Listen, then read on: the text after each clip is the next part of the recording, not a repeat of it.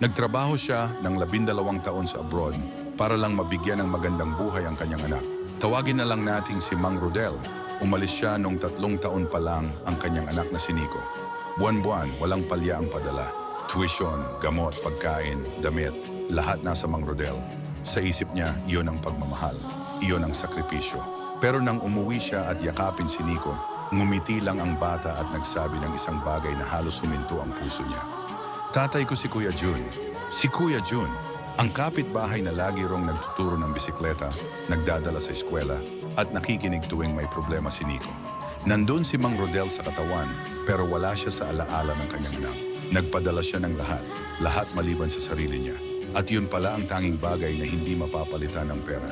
Kabayan, sa tingin mo, sino talaga ang nagbabayad ng pinakamataas na presyo sa buhay ng isang OFW?